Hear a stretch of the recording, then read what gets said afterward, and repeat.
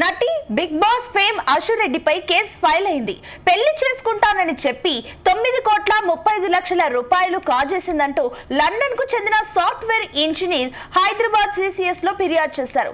హైదరాబాద్ షేక్పేటకు చెందిన ఫిర్యాదుదారుడు సాఫ్ట్వేర్ ఉద్యోగం చేస్తూ లండన్ లో సెటిల్ అయ్యాడు. అయితే 2018లో భారత్ కు వచ్చిన సమయంలో అశురెడ్డి పరిచయం అయ్యిందని, కొద్ది రోజుల్లోనే ప్రేమిస్తున్నానని, పెళ్లి చేసుకుందామని నమ్మించిందని కంప్లైంట్ లో తెలిపినట్లు సమాచారం. ఇక ఈ క్రమంలో డబ్బులు అడుగుతూ కారు, బంగారం, ఆస్తులు కొనుగోలు చేయించుకుని తన పేరుతో రిజిస్టర్ చేయించుకుందని అన్నాడు. అశురెడ్డి కుటుంబ సభ్యులు పెళ్లి పేరుతో హడావిడి చేసి కొన్నాళ్ల తర్వాత ముఖం చాటేశారని ఫిర్యాదులో పేర్కొన్నారు. 2025 వరకు తన కుమారుడి నుంచి దాదాపుగా 9.5 కోట్ల రూపాయలు కాజేసిందని అశురెడ్డి తీసుకుందని అతని తండ్రి తెలిపినట్లుగా సమాచారం. దీనిపై కేసు నమోదు చేసుకున్నారు. ధర్మేంద్ర ఫిర్యాదుపై